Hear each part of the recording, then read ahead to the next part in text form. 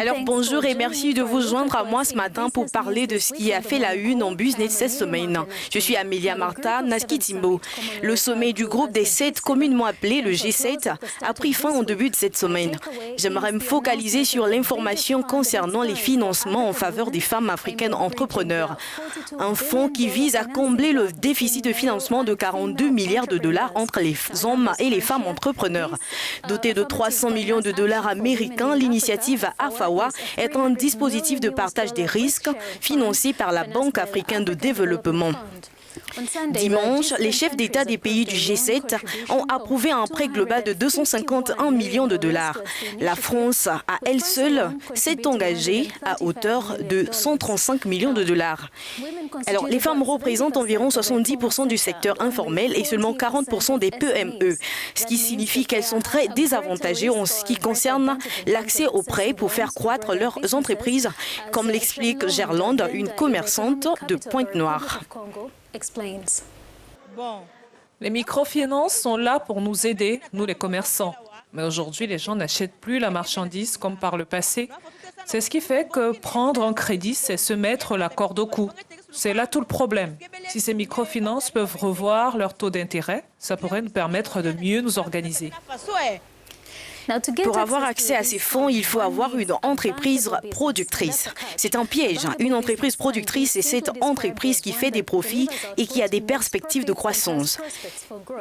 Mais prouver cela aux banques n'est pas simple qu'il n'y paraît, surtout dans le secteur informel. Alors pour lever cet obstacle, la Banque africaine de développement prévoit de mettre en place ce qu'elle a appelé un indice de financement des femmes qui évaluera et classera toutes les institutions financières en fonction de leurs conditions de prêt et de l'impact de croissance de financement des femmes sur le continent. Et sur la question de l'accès physique aux banques, le président de l'AFBD a ceci à dire.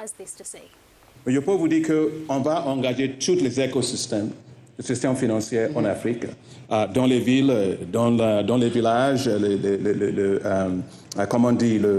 institutions qui peuvent faire ça. Mais aussi, on va profiter de la législation de porte mobile parce qu'avec l'inclusion financière aujourd'hui, c'est plus facile pour les faire. Je pense que les femmes aujourd'hui, la route la plus facile pour eux, c'est à travers le porte mobile. Dans les pays anglophones, pas dans les pays francophones.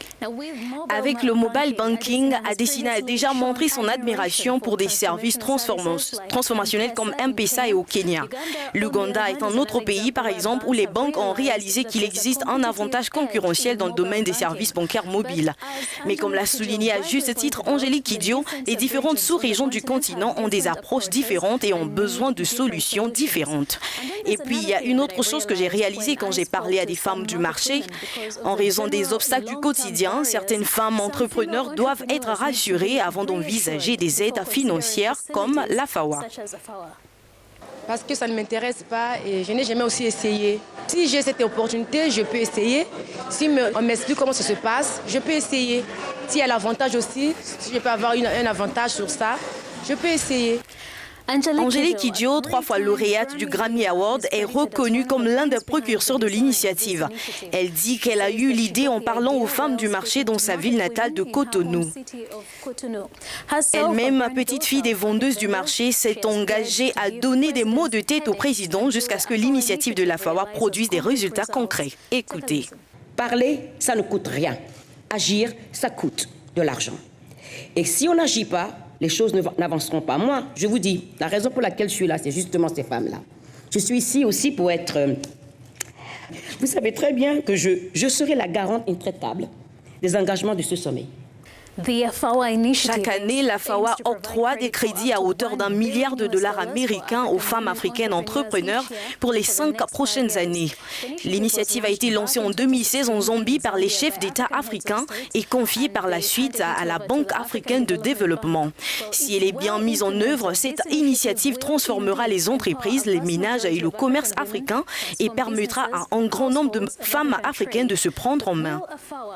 L'AFAWA rendra-t-elle les institutions financières responsables devant les femmes entrepreneurs sur le continent comme prévu? La réponse se trouve dans les 5 prochaines années. C'est tout pour la chronique business de cette semaine sur Africa News. Je suis Amelia Marta Nakitimbo. Merci.